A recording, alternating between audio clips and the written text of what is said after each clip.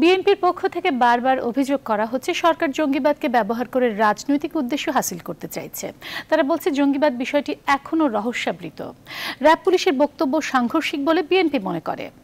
ঢাকায় পুলিশ প্রধানদের সম্মেলনে জঙ্গিবাদ বিশেষজ্ঞ রোহান গুনারত্নে বলেছেন হোলি আর্টিজানে হামলায় আইএস জড়িত, যদিও এই বক্তব্যকে সমর্থনযোগ্য নয় বলেছেন আইজিপি একেএম শহীদুল হক। এদিকে জঙ্গিবাদ দমনে আইনশৃঙ্খলা বাহিনীকে আমরা বিভিন্ন জায়গায় অভিযান চালাতে দেখেছি, সেটি কল্যাণপুর হোক আর সর্বশেষ সীতাকুণ্ডে হোক। এইসব বিষয়ের মধ্য দিয়ে প্রশ্ন উঠেছে, বাংলাদেশ জঙ্গিবাদীদের টার্গেট থেকে কতটা নিরাপদ, কতটা ঝুঁকিপূর্ণ বা ঝুঁকি মুক্ত অবস্থায় আছে বাংলাদেশ। এইসব বিষয় নিয়ে আজকের গণতন্ত্রে আছি আমি সামিয়া রহমান এবং আমার সাথে আছেন র্যাব মহাপরিচালক, মুখোমুখি আছেন বেনজির আহমেদ। আপনাকে অসংখ্য ধন্যবাদ। Thank you.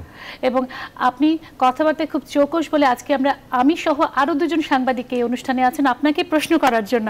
আছেন সিনিয়র সাংবাদিক মাহফুজুল্লাহ এবং মিজানুর রহমান খান, যুগ্ম সম্পাদক প্রথম আলো। আপনাদের সবাইকে অসংখ্য ধন্যবাদ। আমরা কিন্তু তিনজন মিলে আপনাকে প্রশ্ন করব। আমি প্রথমে আপনাকে যদি একটু প্রশ্ন করি এবং দর্শকদেরকেও জানিয়ে দিতে চাই যে চাইলে আপনারাও আমাদের সাথে এই অনুষ্ঠানে র্যাব পরিচালককে প্রশ্ন করতে পারেন, যে কোনো প্রশ্ন নিয়ে। বিশেষ করে আমরা জঙ্গিবাদ নিয়ে কথা বলতে চাইছি, রহস্য কাটছে না। আমি যদি এই সীতাকুণ্ডের অপারেশন দিয়ে শুরু করি, 3 জন নিহত হয়েছে, আইনশৃঙ্খলা বাহিনীর সদস্যরা আহত হয়েছে, পুলিশ বলছে যে তারা 90 জেএমবি সদস্য। সবকিছু মিলে ব্যাপারটা তো এরকমই দাঁড়াচ্ছে যে বাংলাদেশ এখনো আসলে জঙ্গিবাদ থেকে মুক্ত হয়নি, এখনো তাদের বিস্তার রয়ে গেছে, না হলে আপনাদের এই অভিযানগুলো চালাতে হতো না। কি বলবেন? আমি মনে করি যে এটি একটি চলমান প্রক্রিয়াই। আপনারা দেখেছেন যে এইটা একটা গ্লোবাল সমস্যা, আমরা সবাই জানি, বারবার কথা বলতেও ভালো লাগে না। এটা বৈশ্বিক সমস্যা, একটা আঞ্চলিক সমস্যা, এবং বিশ্বের এমন কোনো দেশ নেই যে দেশটা এই মুহূর্তে এই চ্যালেঞ্জ মুক্ত বা ইমিউন ফ্রম টেরোরিস্ট থ্রেটস।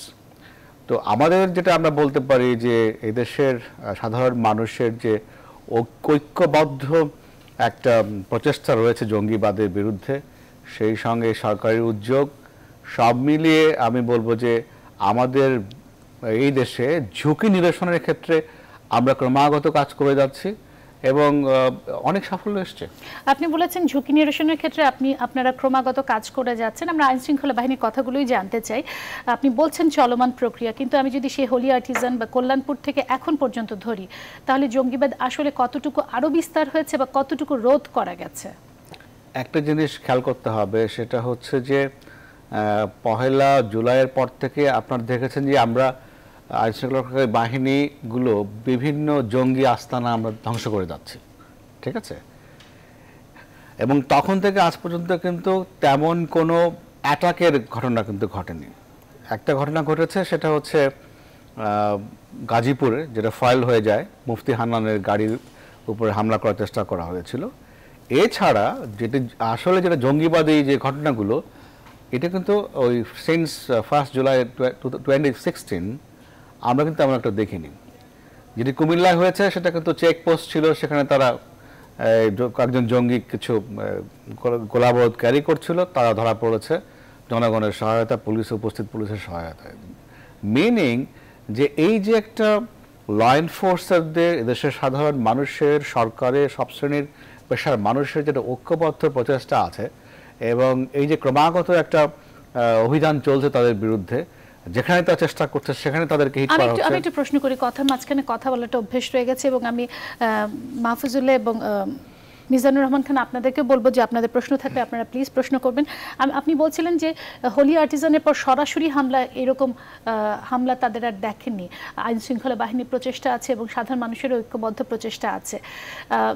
এটা কি আসলে তাদের শক্তি নাশ হয়েছে, নাকি এটা আরো কোনো ধরনের বড় ধরনের হামলার প্রস্তুতি?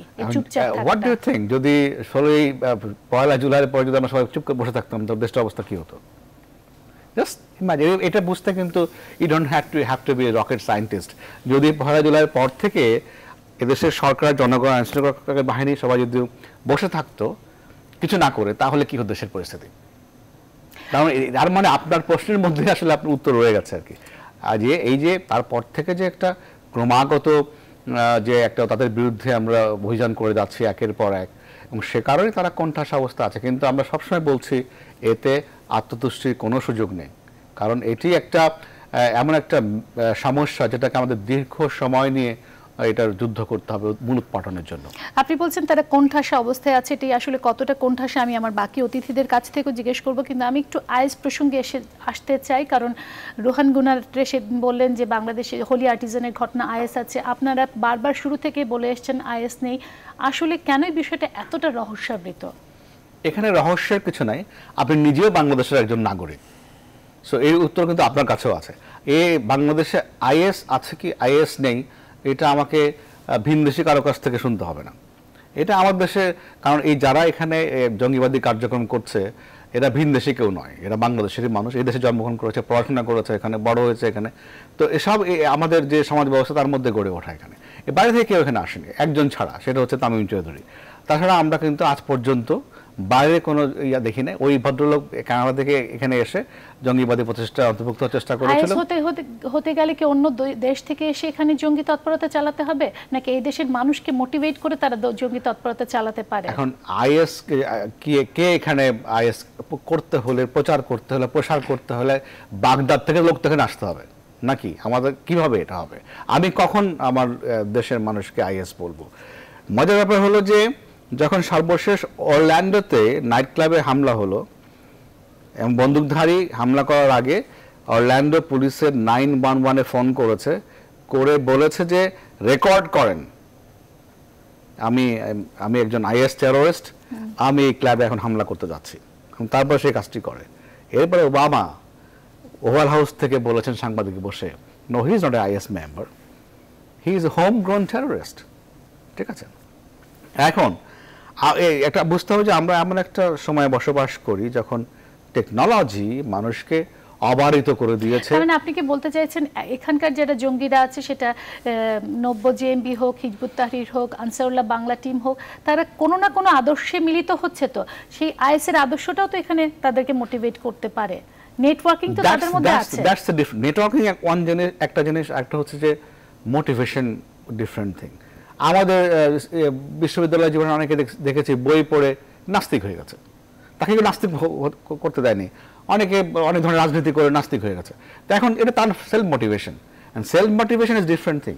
এখন যেটা এই কথাটাই আমি বলতে চাচ্ছিলাম যে আমার যদি এই বাংলাদেশের ফেসবুক খুলেন, নেট খুলেন, এখানে হাজার হাজার সাইট আছে। আমি মোটিভেশন প্রসঙ্গে আসবো, কিন্তু আপনি বলছিলেন যে আইএস থাকা না থাকা প্রসঙ্গে, আইএস সাইট ইন্টেলিজেন্স গ্রুপে আমরা বারবার দেখেছি, হোলি আর্টিজানের পর তাদের বক্তব্য দিতে দেখেছি, এবং ভিডিও যে আপলোড হয়েছে, বিশেষ করে নিয়াজ মোহাম্মদ মোর্শেদ রাজা, সে হচ্ছে চট্টগ্রামের হাটহাজারিতে তার বসবাস, এর আগে ঢাকার একজন, গোপালগঞ্জের একজন, তাদেরও আমরা দেখেছি ওখানে মারা যেতে।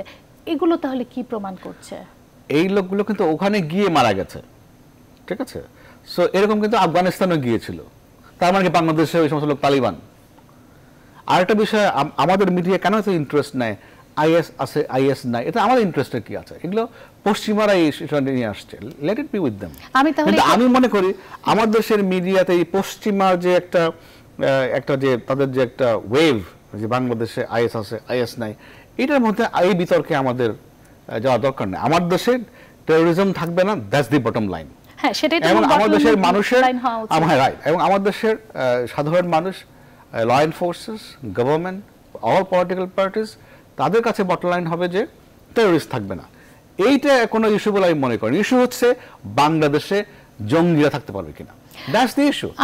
এই ইস্যু নিয়ে আমার মনে হয় যে খামাখা আমাদের আমরা একটু বেশি উত্তেজিত হচ্ছে মিডিয়া, কোনো দরকার নেই। আমি একটু মাহফুজুল্লাহ এবং মিজানুর রহমান খান আপনাদের কাছে যেতে চাই, আমরা মিডিয়াকে আসলে অতিরিক্ত বাড়াবাড়ি করছি, এবং উনি যেটি বলছেন যে বাংলাদেশের জঙ্গিবাদ, এখন জঙ্গিবাদীরা কোণঠাসা অবস্থায় আছে, বা আইএস প্রসঙ্গে গুণরত্নে যেটি বলেছেন যে সেটিকে উনি বলছেন যে আমাদের দেশে বাগদাদ থেকে তো তাহলে আসতে হবে, সেরকম কেউ তো নেই। আপনাদের কোনো প্রশ্ন আছে কিনা?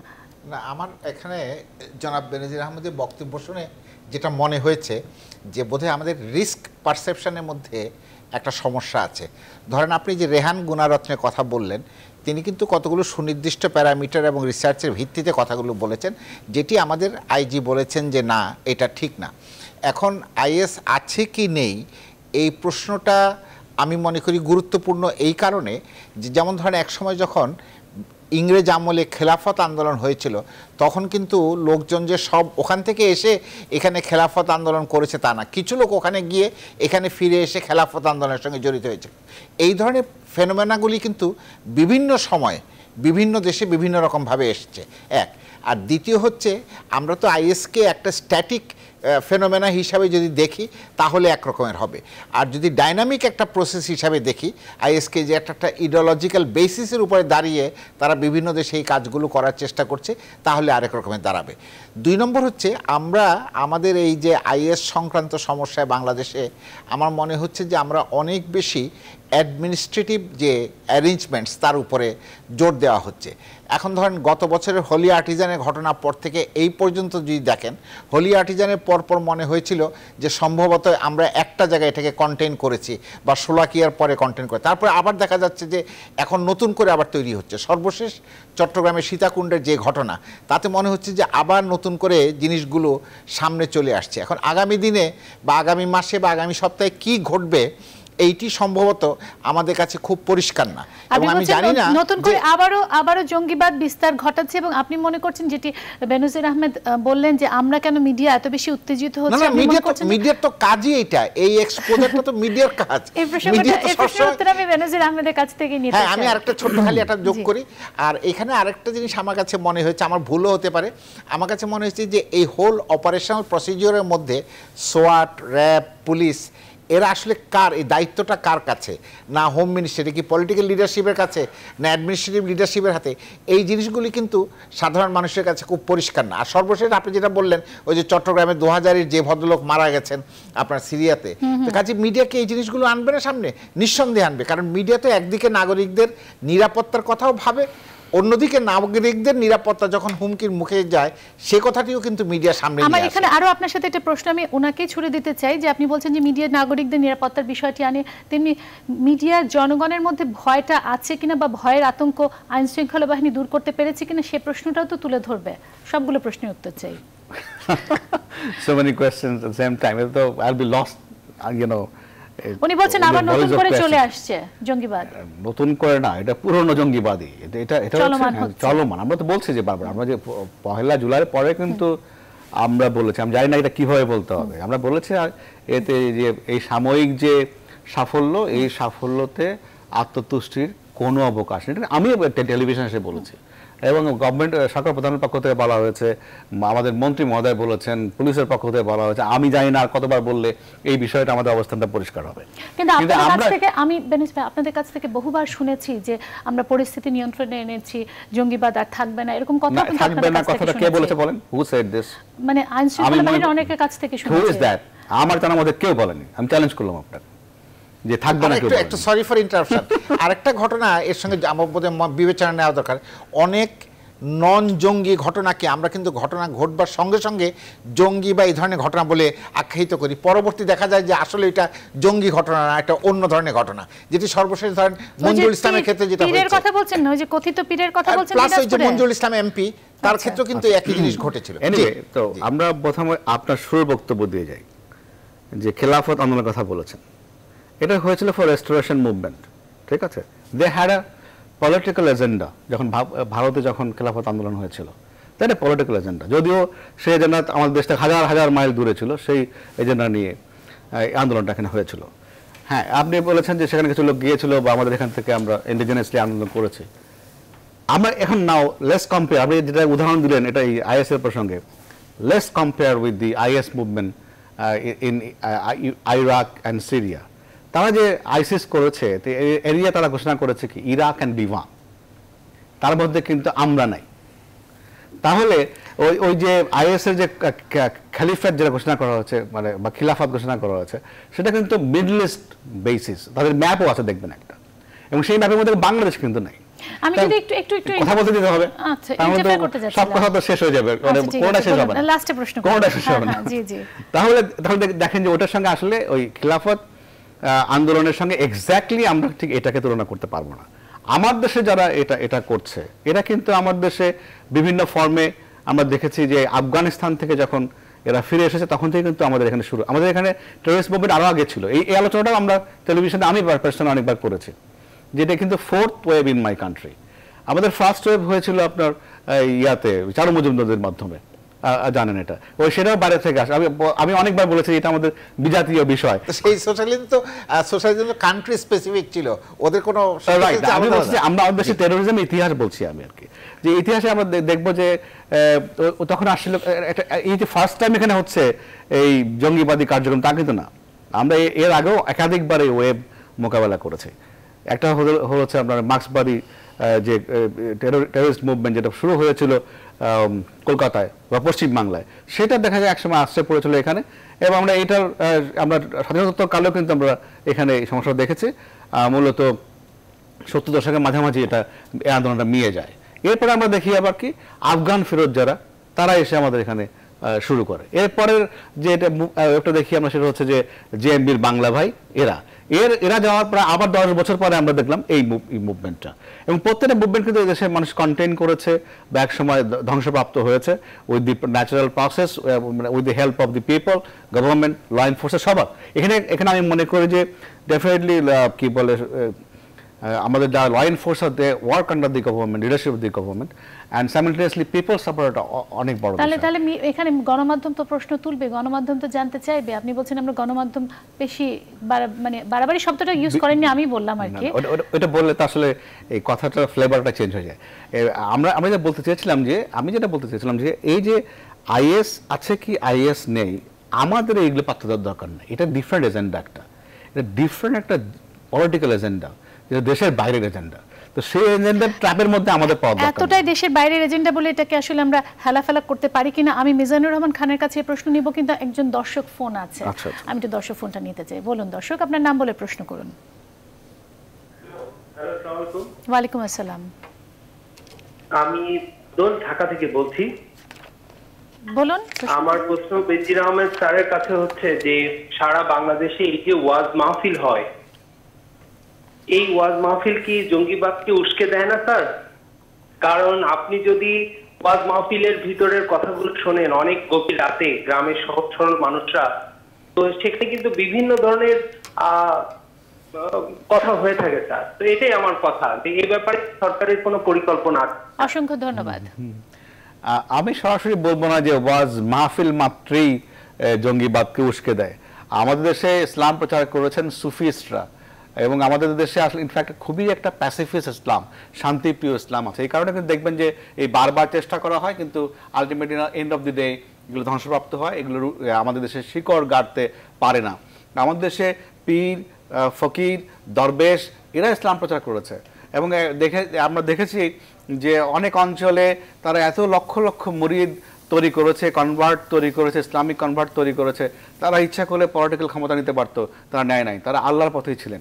তো এই তাদের উদ্দেশ্য ছিল। কিন্তু কিছু কিছু ওয়াজ মাহফিল আমরা ভিডিওতে, ইউটিউবেও অনেক সময় দেখেছি যেগুলোর মধ্যে আসলে এমন সব কথাবার্তা থাকে, জিহাদে আহ্বান করা হয়, যাওয়ার জন্য একটা আহ্বান করা হয়, সেইগুলো ক্ষেত্রে যেমন আমাদের জসিমউদ্দিন রহমানি তার ওয়াজের মধ্যে এগুলো আছে। তো এগুলো হচ্ছে যে সেই পার্টিকুলার যিনি মাওলানা বা যিনি ওয়াজ করছেন তাকে আইডেন্টিফাই করতে হবে। তার মানে আমরা গ্রামের সমস্ত ওয়াজ মাহফিলকেই জঙ্গিবাদী প্রচারণার অংশ হিসাবে বিবেচনা করাটা বোধহয় আত্মঘাতী হবে, এটা ঠিক হবে না। বরঞ্চ বাংলাদেশে লক্ষ লক্ষ মসজিদের ইমাম, তারপরে লক্ষ লক্ষ মাদ্রাসার শিক্ষক, তার মোহতামিম যারা আছেন, তাদেরকে এই জঙ্গিবাদের বিরুদ্ধে যে আমাদের অনগোয়িং যে ফাইট, লড়াই, চলমান লড়াই, এই লড়াই তাদেরকে মোটিভেট করতে হবে, সন্নিবেশিত করতে হবে। মোটিভেট না, এর মধ্যে তাদের পার্টিসিপেটের ব্যবস্থা করতে হবে। এবং এরা কেউই, আমি মনে করি যে এই ধরনের নিষ্ঠুর খুন, নিরীহ মানুষকে খুন করার বিষয়টা তারা কেউ সমর্থন করবে। আমি ওনার বক্তব্যের সঙ্গে দুটো বিষয় যোগ করি। আমাদের রাজনীতিতে কিন্তু এই যে হিংসাত্মক প্রবণতা বা ভায়োলেন্সের এটা কম, যেখানে আপনি যে নকশালবাড়ির প্রশ্ন সামনে এনেছিলেন উনি, আপনি দেখেন ভারতে কিন্তু এটা আছে, আমাদের এখানে কিন্তু নাই। ভারতে এখনও 22টা স্টেটে আপনার ওই মাওয়িস্টরা ওই ধরনের অপারেশন করছে। কিন্তু এখানে যেটা ভদ্রলোক যে প্রশ্নটা করেছেন, এটা যতটা না জেহাদের বিষয়, তার চেয়ে আমার কাছে মনে হয় যে ভেতরে ভেতরে মানুষের মনোজগতে একটা পরিবর্তন ঘটে যাচ্ছে, যেখানে মানুষ নিজেকে তার আইডেন্টিটি, আমি মুসলমান, এই আইডেন্টিটি হিসাবে সে চ্যালেঞ্জ ফিল করছে বলে কতগুলো আইডিয়াসকে সে ধারণ করবার চেষ্টা করছে। ওই পরিবর্তনটা যে শুধুমাত্র জঙ্গি হওয়ার জন্য তা না, এটা তার মনোজগতের মধ্যে একটা অন্য ধরনের পরিবর্তন। মাহফুজুল্লাহ, আপনার কি মনে হয় যে সেই ক্ষেত্রে আইন শৃঙ্খলা বাহিনীকে আসলে সতর্ক থাকতে হবে যে মনোজগতের পরিবর্তনের ক্ষেত্রে কি ঘটছে মানুষের মধ্যে? সেটা আইন শৃঙ্খলা রক্ষা বাহিনী কিচ্ছু করতে পারবে না। সেইটা হচ্ছে আপনার সাংস্কৃতিক লড়াইয়ের বিষয়, রাজনৈতিক লড়াইয়ের বিষয়, শিক্ষার লড়াইয়ের বিষয়। এইখানে আইন শৃঙ্খলা রক্ষাকারী বাহিনীর খুব একটা কিছু রহমান খান। ধন্যবাদ। আমার মনে হয় যে জনাব বেনজির আহমেদের সাথে কিছু বিষয় আমি একমত, যে যখন তিনি বলেন যে আইএস এর একটা ডিফারেন্ট, মানে আইএস আছে এই কথাটা দিয়ে পাশ্চাত্যের শক্তি বা কোনো আন্তর্জাতিক শক্তির একটা কোনো ধরনের এমন একটা এজেন্ডা থাকতে পারে যেটা হয়তো আমাদের ন্যাশনাল ইন্টারেস্টের সঙ্গে বা মানে কোনো একটা রাষ্ট্রের ইন্টারেস্টের সঙ্গে, এখন আইএস ফেনোমেনাটা শুধু বাংলাদেশ প্রসঙ্গে বলাটা তথ্য ভিত্তিক হবে না, কারণ এটা একটা গ্লোবাল ফেনোমেনা। তো একই সঙ্গে আমরা গ্লোবাল ফেনোমেনা বলবো, আবার একই সঙ্গে এটাকে আইএস নেই এই কথাটার উপরে খুব জোর দেওয়াটার মধ্যে একটা সংঘাত বা একটা দ্বিধাদ্বন্দ্বের মধ্যে পড়ে যায় কিনা সেটা একটা আমার মনে হয় বিবেচনার বিষয়। কারণ আমরা একসময় যে বাংলা ভাইদেরকে যেটা দেখেছি সেটা কিন্তু অনেকটা, যদি আমি বলি যে সেটা হোম গ্রাউন্ড, তারা আমাদের টেরিটোরিয়াল লিমিটের মধ্যেই একটা অবজেক্টিভ তাদের ছিল। কিন্তু আমরা যে আইএস নাম দিয়ে যে বিষয়টা আমরা দেখছি আমার একটু প্রশ্ন আছে, এটা অনেক বেশি কিন্তু অনেক বড়, এটা কিন্তু সংকীর্ণ নয়। এবং রোহান গনিরুত যেটা বলেছেন যে তারা যে স্টাইলে এবং যেভাবে তারা এটাকে প্রজেক্ট করেছে, তাদের উদ্দেশ্য শুধুই সন্ত্রাস নয়, তো এটার বিয়ন্ড। তো সেটা যে অ্যাচিভ করতে চেয়েছে সেইখানে আমি দেখি এটা আমার সংস্কৃতির সঙ্গে যায় না। এবং রোহান গনিরুতের এই কথাটার সঙ্গে কিন্তু আমি একমত যে হোলিয়ার্টিজানে যে অ্যাটিটিউড বা যে অবজেক্টিভ তারা দেখিয়েছে, শো করেছে, সেটা আমাদের সংস্কৃতি সেটা ধারণ করে না। সেটা আবার কিন্তু সরকারের ওই অবস্থানকেই সমর্থন করে। সরকার যখন বলে যে আমাদের যে শান্তিপূর্ণ ইসলাম সেটার সঙ্গে এটা ধারণ করে না। সুতরাং আমার মনে হয় যে সরকারের এই অবস্থানটাকে খুব পরিষ্কার করা উচিত যে তারা যখন আইএস নাই বলেন তখন সেটা যে ওই যে গ্লোবাল কোনো যদি অমিনাস কোনো এজেন্ডার একটা পার্ট থেকে থাকে সেটা অফসেট করা, সেটাকে আমি অ্যাপ্রিসিয়েট করি। কিন্তু আমি বলি যে এখানে আবার কোনো ধরনের ভুল বার্তা পৌঁছায় কিনা, যে সেটাকে আমি যদি বাহিনীর ওভার কনফিডেন্সটা একটা ভুল বার্তা কাদের কাছে পৌঁছাবে আপনি বুঝতে পারছেন? সেই ভুল বার্তাটা সব থেকেই হতে পারে। যেমন ধরুন ওই যে আমরা বিএনপির সময় যে একটা ডিনায়াল সিনড্রোম দেখেছি, সেইটার সঙ্গে এটার মিলে না যায়। আমি বলছি যে এই দুটোর মধ্যে যে একটা বড় ধরনের তফাৎ রয়েছে সেটা খুব পরিষ্কার থাকা উচিত। কি বলবেন? একটা বিষয় কারেকশন আমি মনে করি যে এই যে আইন শৃঙ্খলা বাহিনী কিন্তু all the time very polite, তারা কিন্তু এই সমস্ত ব্যাপারে ওভার কনফিডেন্ট না। আমার জানা মতে যারা কথা বলেন আইন শৃঙ্খলা বাহিনীর পক্ষ থেকে মিডিয়াতে, তারা আমি কখনো শুনি নাই যে তারা খুব কনফিডেন্টলি বলছেন এটা আর হবে না, আমরা শেষ করে দিয়েছি, এরকম কথাবার্তা কখনোই তারা বলেন না। আমি নিজের ব্যাপারে নিজে জানি, আমি কখনো এই ধরনের কথাবার্তা বলি না। তো যেটা হচ্ছে যে তারা ওভার কনফিডেন্ট না, তারা বরঞ্চ সবচেয়ে গুরুত্ব দেয় মানুষের সমর্থনকে এবং মনে করে যে আমাদেরকে এলিমিনেট করতে হবে under the leadership of the government, রাষ্ট্রের নেতৃত্বে। সে কাজটা তারা করে যাচ্ছে নিরন্তর, এবং আমি বলবো যে সর্বোচ্চ দেশপ্রেম, নিষ্ঠা এবং আন্তরিকতার সঙ্গে। আজকে তো এই সীতাকুণ্ডের হামলায় তো আইনশৃঙ্খলা বাহিনী কয়জন সদস্য আহত হয়েছে। এখন আমি যেটা বলবো, যেটা আমাদের সাংবাদিক মিজান সাহেব বলেছেন যে রোহান গুনারত্নের কথা, আমি মনে করি তার এটা হচ্ছে স্টোভ পাইপিং, যেটা ওই যে টানেল ভিশন, কারণ সে তো কাজ করে এগুলো নিয়ে, শুধু এইগুলি তার মাথার মধ্যে ঘুরে। নিষ্ঠুরতা আমরা দেখেছি বাংলাদেশে, এই উত্তরার গ্যাং কথা চিন্তা করেন, ওরা নিষ্ঠুরতা শিখলো কোত্থেকে? এটা কি আমার সংস্কৃতিতে আছে? এটা কি আমার কালচারে আছে?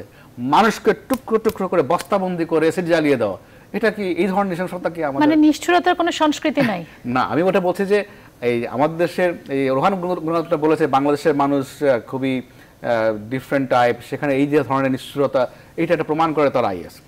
এটা কিন্তু নিষ্ঠুরতার, এটা নিষ্ঠুরতার জায়গা থেকে তিনি বলেননি, মানে অর্থাৎ হচ্ছে যে ওয়েতে তারা প্রজেক্ট করেছে, কোনো দাবি দেওয়া নাই, কোনো দাবি আইএস শব্দ ব্যবহার করে যেভাবে সেটা এই যে প্রজেকশনটা তাদের ইম্পর্টেন্ট ছিল, অর্থাৎ তারা নিষ্ঠুরতাটা করে অনেকগুলো কথা বলে তার মধ্যে এটা একটা, আপনি এখন যেটা বললেন এটাও একটা ছিল, কারণ আই ওয়াজ প্রেজেন্ট দেয়ার, উনি যেখানে বক্তব্য রেখেছেন। তো উনি এটা যেটা বলেছেন আপনি যে প্রজেকশনের বিষয়টা, এটা উনি বলেছেন। তো এখন যেটা বলছে যে উনি ওনার বক্তব্যতে যেটা আপনি প্রথম বলেছেন সেটাও ছিল যে নিষ্ঠুরতার টাইপ দেখে বোঝা যায় যেটা আইএস। তো উনি আসলে যেহেতু কাজ করেন টেরোরিজম নিয়ে, উনি দেখেছেন টেরোরিজমের ফ্রেমে, টেরোরিজমের চশমায় দেখেছেন, বৃহত্তর বিগ পিকচারটা উনি দেখতে পারেননি, মিস করেছেন উনি। সেটা ওনার এরিয়ার কারণে সেটা হয়েছে, এবং সেটা নিয়ে আমি মনে করি যে উনি বলেছেন। আমি শুধু একটা প্রশ্ন করি, বিগ পিকচারটা উনি দেখতে পারেননি নাকি বাংলাদেশের পার্সপেক্টিভটা উনি বুঝতে পারেননি? That is the big picture, that's the big picture. কারণ ওনার দৃষ্টিভঙ্গি সীমাবদ্ধ ছিল হচ্ছে টেরোরিজমের মধ্যে, সো উনি ওটাতেই উনি কথা বলেছেন, ওটার মধ্যে সীমাবদ্ধ ছিলেন। তো সে কারণে এই কনফিউশনটা তৈরি হয়েছে।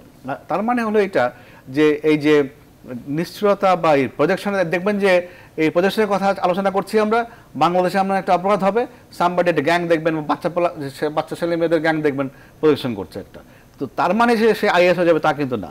আমরা কোনো একটা একেবারে সুনির্দিষ্ট ফ্রেমে ফেলে এটাকে, this is not a pure science যে আমরা একটা ডেফিনিশনের মধ্যে ফেলে এটাকে আমরা কি বলে একটা দর্শক প্রশ্ন আছে, নিয়ে নেই একটু দর্শক প্রশ্নটা। এটা হচ্ছে এটা সীমাবদ্ধতা। আর যেটা আমাদের জ্যেষ্ঠ সাংবাদিক মাহফুজুল্লাহ সাহেব বলছেন, আমি ফুলি এগ্রি করি, এবং আমি বিভিন্ন জায়গায় বলেছি এটা যে this is not only a law enforcement issue, যে আমরা রোবাস্ট ল এনফোর্সিং করলাম, আমরা আমাদের সঙ্গে গোলাগুলিতে 50 জন মারা গেল, 500 জনকে আমরা গ্রেফতার করলাম, তারপরে 400 লোকের কনভিকশন হয়ে গেল, 100 লোকের ফাঁসি হয়ে গেল, that will not end this situation. এটা may be a false doctrine, এটা যদি একটা মিথ্যা ডক্ট্রিনও হয়, সেই মিথ্যা ডক্ট্রিনটাকে আরেকটা বেটার ডক্ট্রিন দিয়ে পরাজিত করতে হবে।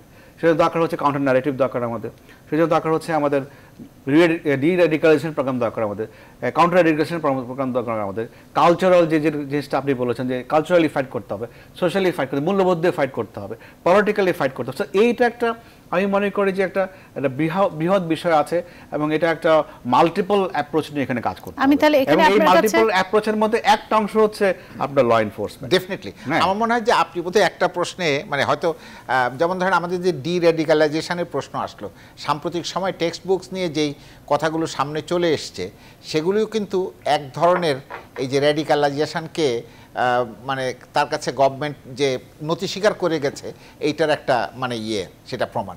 আর ওই যে আপনি উত্তরা গ্যাংয়ের কথা বলেছেন, এটা আমার কাছে মনে হয়েছে এখানে কিছু এক্সটার্নাল ইনফ্লুয়েন্স আছে এইগুলোর আর কি, ছেলে মেয়েদের এই করবার ব্যাপারে। আমি বলতে চাচ্ছি this is not a pure science, যে আমরা ডেফিনিশন মধ্যে ফেলে সায়েন্স দিয়ে চলে না।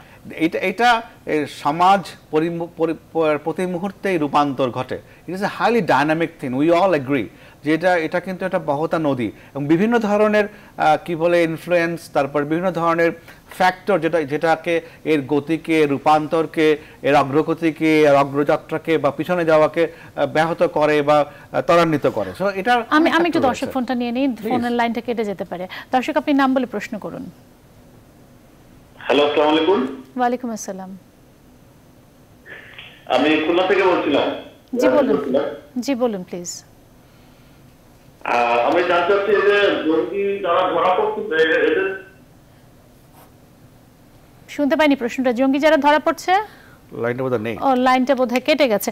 আমি একটা প্রশ্ন করতে যাচ্ছি, রোহান গুনারাত্রির বক্তব্য থেকে আমি একটা প্রশ্ন করতে যাচ্ছি। তিনি বলছেন যে সিরিয়া এবং ইরাকে আইএসের পরিধি কমে আসছে বলে তারা অন্যান্য দেশগুলোতে হামলার পরিকল্পনা করবে, এবং বিশেষ করে মুসলমান কান্ট্রিগুলো। সেই ক্ষেত্রে আসলে বাংলাদেশ কোন হুমকির মধ্যে আছে কিনা, সেখানে বিস্তার ঘটানোর চেষ্টা করবে? আমরা যখনই ইরাক এদের বিরুদ্ধে কাউন্টার অফেন্সিভ শুরু করেছে, আজ থেকে প্রায় 4-5 মাস আগে, তখনই আমরা আমাদের স্ট্র্যাটেজি ঠিক করেছি যে এইটার ফল আউট কী হতে পারে। এখন যেটা হতে পারে যে ওখানে সারা বিশ্ব থেকে মানুষজন গিয়েছে, শুধুমাত্র মুসলিম গিয়েছে তাও কিন্তু না, ককেশিয়ান নন মুসলিম হোয়াইটসরাও যুদ্ধ করেছে আইএসের পক্ষে। তো এখন যেটা হবে যে এখানে যেহেতু সারা বিশ্ব থেকে লোকজন গিয়েছে ওখানে, যারা যখন এখন বাকি শুধুমাত্র রাকা বাকি আছে, যখন রাকা দখল হয়ে যাবে তখন আর আইএসে কোনো গ্রাউন্ড থাকবে না। যখন গ্রাউন্ড থাকবে না তখন কি হবে, প্রবল সিনারিওস কি হতে পারে, সেগুলো কিন্তু আমরা অলরেডি আলোচনা করেছি স্ট্র্যাটেজিক লেভেলে, এবং আমরা আমাদের স্ট্র্যাটেজি ঠিক করেছি। কিছু অংশ আমরা শেয়ার করতে পারি, যেটা মোটা দাগে শেয়ার করা যায়, কারণ আমরা তো সব শেয়ার করতে পারবো না। যেমন তারা কি হতে পারে, যারা মিডল ইস্টের টেরোরিস্ট, তারা হয়তো তাদের কমিউনিটিতে দে উইল মেল্ট অ্যাওয়ে, ঠিক আছে। যারা হোয়াইট টেরোরিস্ট, যারা এশিয়ান টেরোরিস্ট, যারা অন্য জায়গা থেকে গিয়েছে, ল্যাটিন আমেরিকা থেকে গিয়েছে, তারা কিন্তু লোকাল কমিউনিটির সঙ্গে মার্জ করতে পারবে না। তাহলে তাদের কি তাদের রাস্তা কি? তাদের রাস্তা হচ্ছে নেটিভ কান্ট্রিতে ফিরে যাওয়া, যেখান থেকে তারা আসছে। এবং আমি যতদূর জানি প্রত্যেক যে সমস্ত ইউরোপ, স্পেশালি ওয়েস্টার্ন ইউরোপ থেকে যারা গিয়েছে, আমেরিকা যারা গিয়েছে, তাদের প্রত্যেকের পাসপোর্ট ব্লক করা আছে। সো তারা ওই এয়ারপোর্ট দিয়ে ওই দেশে ফিরতে পারবে না, ফিরতে গেলে প্রত্যেকে গ্রেপ্তার হবে। আচ্ছা, এখন বাংলাদেশিদের যারা বিদেশ থেকে গিয়েছে কিরকম, যে বাবা মা তামিমের মতো এরকম কিন্তু অনেকে আছে যে প্যারেন্টস গিয়েছে লন্ডনে, ইউকেতে বা অস্ট্রেলিয়াতে গিয়েছে বা ইউরোপে গিয়েছে, সেখানে তারা স্থায়ীভাবে বসবাস করছে, সেখানে ছেলে মেয়ে হয়েছে, সেই বাচ্চারা কেউ কেউ দুই একজন গিয়েছে এরকম আমাদের কাছে খবর আছে। তারা কি হবে? They cannot go back to that country. I mean, they cannot go back to UK or Germany or Australia কারণ তাদের পাসপোর্ট ব্লক করা আছে। They may try to enter into my country. তো সেটাকে আমরা যেভাবে বন্ধ করতে হয় সমস্ত প্রচেষ্টায় আমরা নিয়েছি, যাতে করে আমাদের সিপোর্ট, আমাদের এয়ারপোর্ট, আমাদের ল্যান্ডপোর্ট কোনো কিছুতে তারা ঢুকতে না পারে, সেই জন্য আমরা আমাদের প্রয়োজনীয় নির্দেশনা বা ব্যবস্থাপনা বা ওয়াচ সার্ভেলেন্স এগুলো কিন্তু আমরা আরও 2 মাস আগে থেকে আমরা চালু করেছি। এবং এই জন্য আমাদের সঙ্গে বিভিন্ন দেশের কোঅপারেশনও আছে, যদি কোথাও মুভমেন্ট দেখে এবং বিভিন্ন উপায়ে আসতে পারে। কি উপায়গুলো সেগুলো আমরা টেকনিক্যাল কারণে আজকে বলবো না, আলোচনা করবো, তাহলে উপায়গুলো ফাঁস হয়ে গেলে আমরা অনেক চেষ্টা করে বাংলাদেশে সেই উপায়গুলো অবলম্বন করে, তাহলে সেখানে ওই এন্ডে সেগুলো আমরা আলোচনা করবো না। কিন্তু আমরা বলতে পারি already we have discuss this thing, এবং এই বিষয়ে সরকারের নেতৃত্বে আমাদের স্ট্র্যাটেজি ঠিক করা আছে এবং সেই স্ট্র্যাটেজি আমরা বাস্তবায়ন করছি। আমাকে একটা বিরতি নিতে হবে এবং বিরতির পর আমি আপনাদের কাছে আবারও ফিরে আসবো। একটা বিরতি নিচ্ছি আমি জনতন্ত্র গণতন্ত্রে।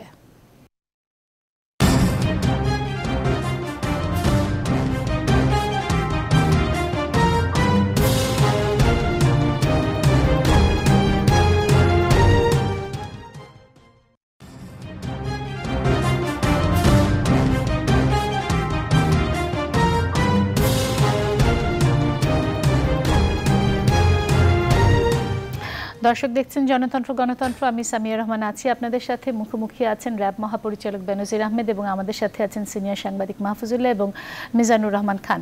আমি একটু আপনার কাছে জানতে চাচ্ছি, পুলিশের প্রস্তাব আমরা শুনলাম, ফেসবুকের মানে অ্যাকাউন্ট, পাসপোর্ট আমাদের ওগুলো দেখাতে হবে, আমাদের ন্যাশনাল আইডি, তারা ফেসবুকের কাছে প্রস্তাব দিয়েছে। এভাবে কি আসলে জঙ্গিবাদ দমন করা যাবে, নাকি এটা ব্যক্তি নিরাপত্তার ক্ষেত্রে আবার একটা আঘাত আনবে? মূল উদ্দেশ্য কিন্তু আসলে ব্যক্তি নিরাপত্তার প্রতি আঘাত হানা নয়।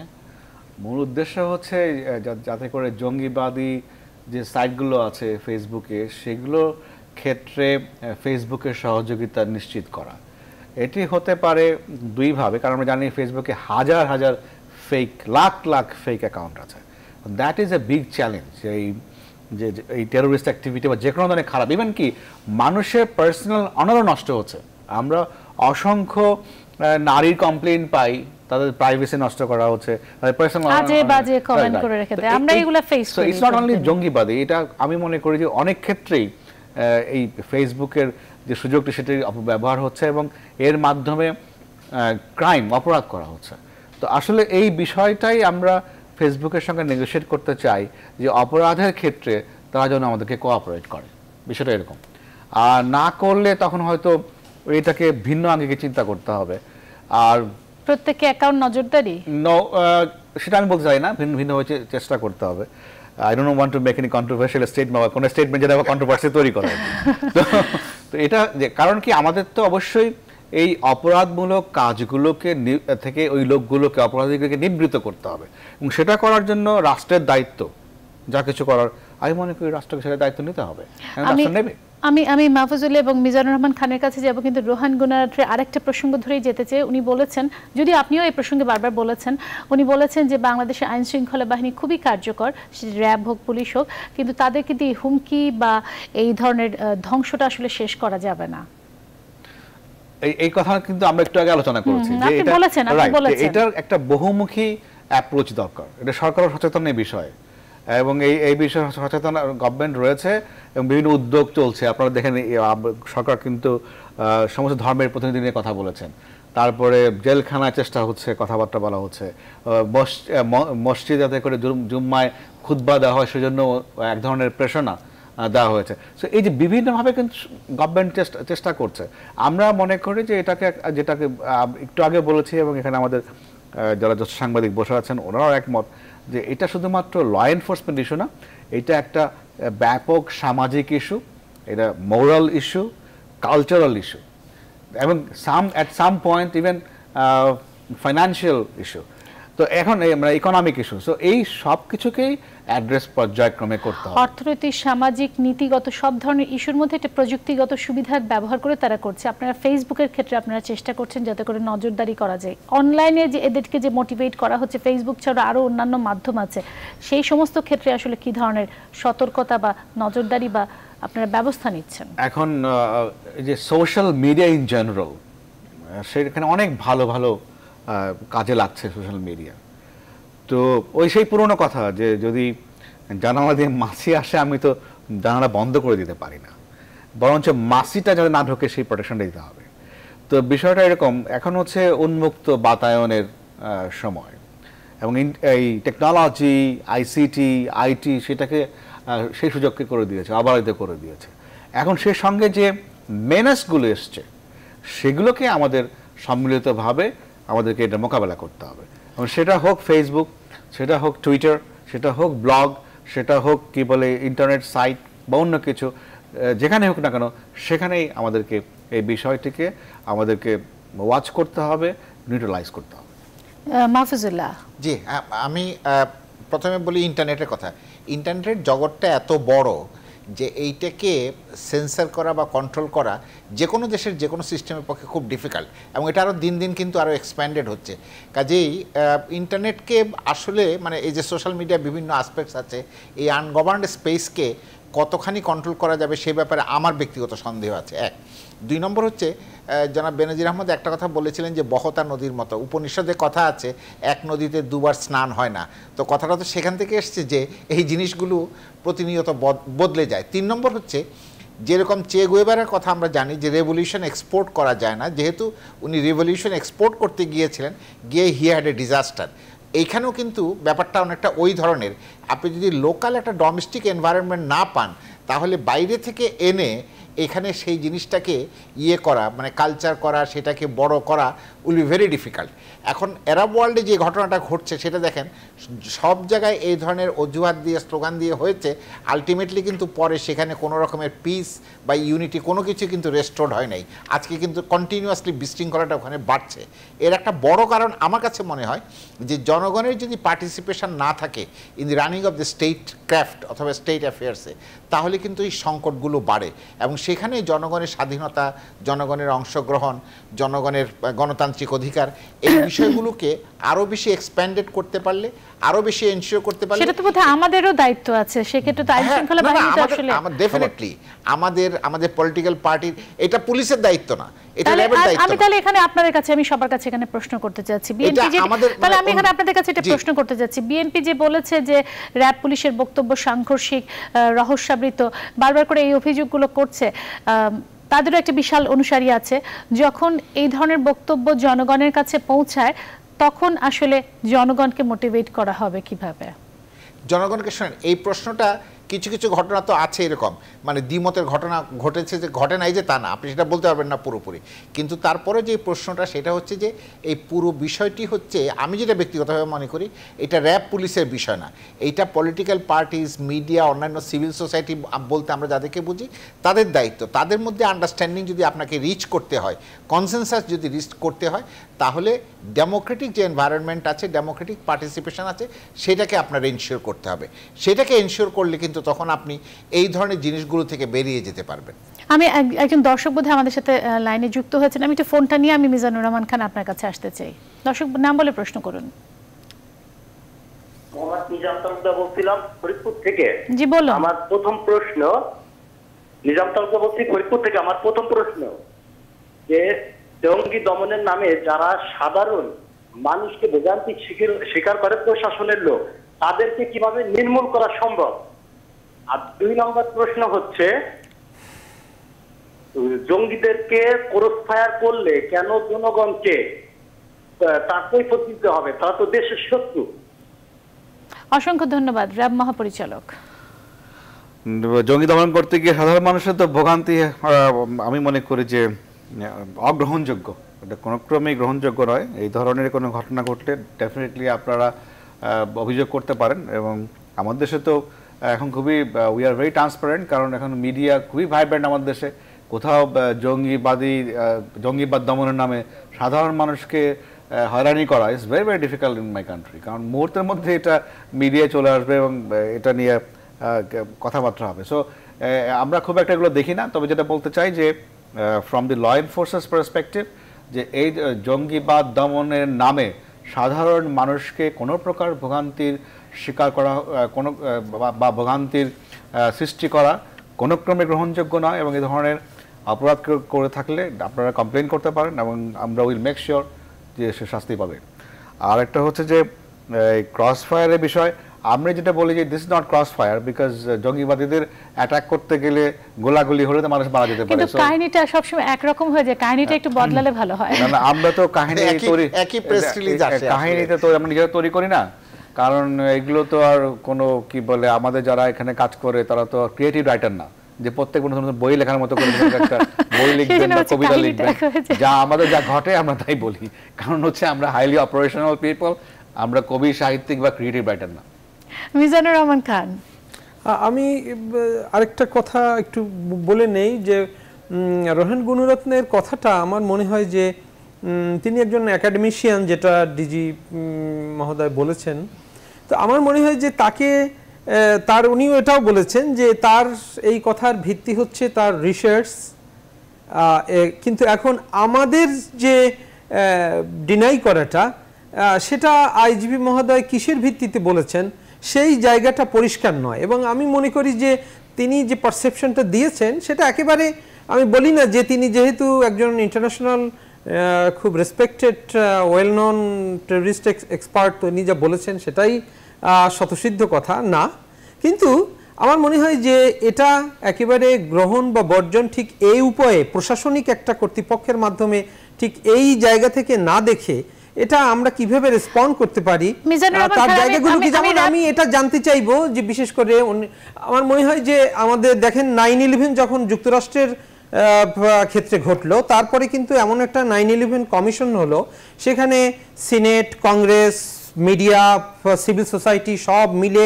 একটা বিরাট হিয়ারিং হয়েছে দিনের পর দিন, সেখানে সবাই অংশ নিয়েছেন, অবসরপ্রাপ্ত ইন্টেলিজেন্স, অবসরপ্রাপ্ত সামরিক বাহিনীর অফিসার, নিরাপত্তা বিশেষজ্ঞ, স্কলার যারা এই বিষয়ে কাজ করেন, এবং সেগুলো কিন্তু আমরা এখন পাচ্ছি, মানে অনলাইনে অ্যাভেলেবল।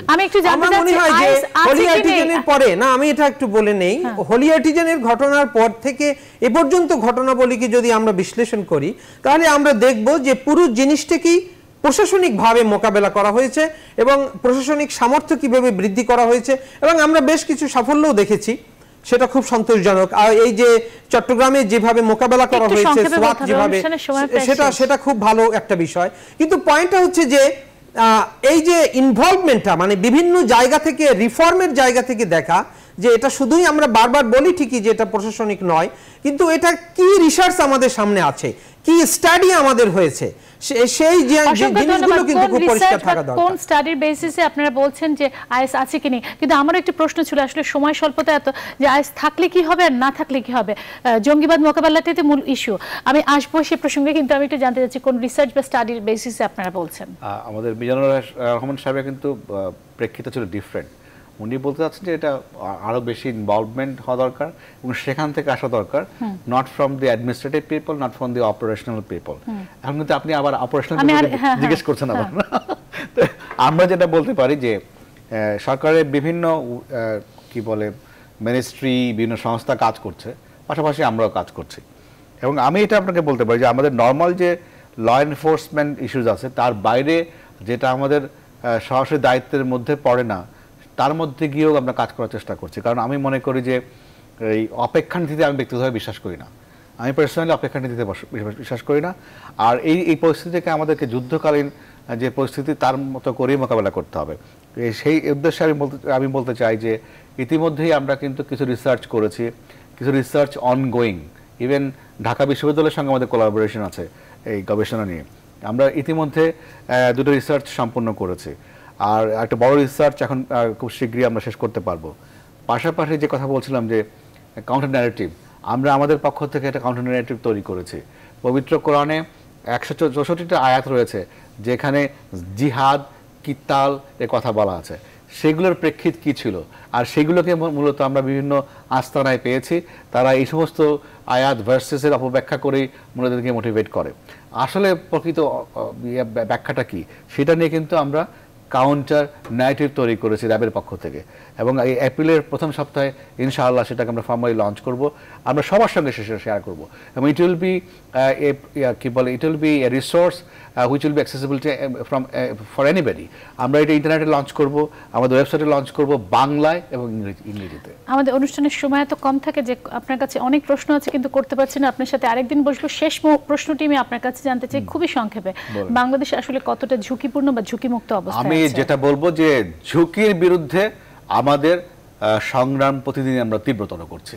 উদ্দেশ্য আমার দেশের মানুষকে নিরাপদ করা, তাদেরকে সঙ্গে নিয়ে। হ্যাঁ, সেটাতে সংগ্রাম করে যাচ্ছেন, কিন্তু কতটা ঝুঁকিপূর্ণ বা ঝুঁকিমুক্ত অবস্থায় আছে এখন এই মুহূর্তে? আমি আপনাকে উত্তর দিয়েছি, দ্যাটস মাই আনসার। আপনাকে অসংখ্য ধন্যবাদ, এবং মাহফুজুল এবং মিজানুর রহমান খান আপনাকে ধন্যবাদ। আমার আজকে সময় স্বল্পতার কারণে অনুষ্ঠানটি আরো করতে পারলাম না, কিন্তু আজকের মতো আমরা শেষ করছি। জনতন্ত্র গণতন্ত্র, সবাইকে ধন্যবাদ।